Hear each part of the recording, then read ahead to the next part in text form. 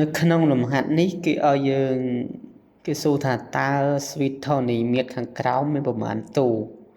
ញ្ចឹងតើទាំងអស់ហ្នឹងប្រមាណទូ switch ហ្នឹងជា switch ធនីមាត្រអញ្ចឹងយើងអាចប្រើប្រាស់រូបមន្តទូទី n នៃ switch ធនីមាត្រគឺតាមអុយ n ស្មើនឹងអុយ1គុណអុយគុយសេគុណ n ដក1អុយ n មានអាទូយើងក្រោយនេះគឺ10សេគុណដក7ស្មើអុយ1មែន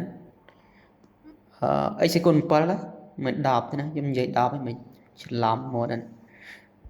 គុណឲ្យគុយយើងយកទូទី2នេះធៀបទូទី1មានន័យថា x សេគុណ6លើ x សេគុណ7ទាំងអស់ហ្នឹងស្វ័យគុណនេះ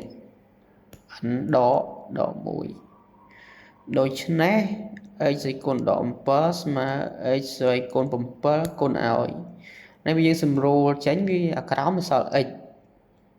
ឥឡូវវាអស់ហើយ6ពោះ6និង7ស៊ីសងគ្នាទៅវាសល់ក្រោម1ណាដូច្នេះមានន័យថាវាស្មើ x គុណ7ច្រឡំសេដក7យើងអាចលើកឡើងលើជាស្វ័យគុណវិជ្ជមាននេះស្វ័យគុណលើកឡើងលើមានន័យថាលើក x នេះឡើងលើវាទៅជាស្វ័យគុណដក n បូក1វិញមកព្រោះនេះ1លើ a សេគុណ n ស្មើ a សេគុណដក n ណានេះលក្ខណៈ exponential ហ្នឹងហើយដូច្នេះមានន័យថា x សេគុណដក7ស្មើ x សេគុណ7គុណឲ្យដក n បូក1ណាយើងគុណដកចូលបូកហ្នឹងចឹង x សេគុណដក7ស្មើ x សេគុណ7នេះគោល x ដូចគ្នាបូកស្វ័យគុណមកថា n ដក n បូក1អញ្ចឹងគោល x ដូចគ្នាហើយលក្ខខណ្ឌ x ខុសពី1 x ធំជាង0ណាអាហ្នឹងលក្ខណៈ exponential គឺយើងអាចលុបអាគោលនឹងចេញបានណាស្វ័យគុណស្មើស្វ័យគុណណាបូក1អញ្ចឹងមានន័យថាយើងព្យាយាមរក n ស្មើមែនឥឡូវគ្រូបោះអា n នឹងមួយអង្គទី1វាទៅជាអីn ស្មើទៅនឹង7បូក1ដក7បូកទៅដក7បោះទៅបូក7អញ្ចឹងវាស្មើប៉ុន្មាន7បូក1 8ថែម7ទៀតវា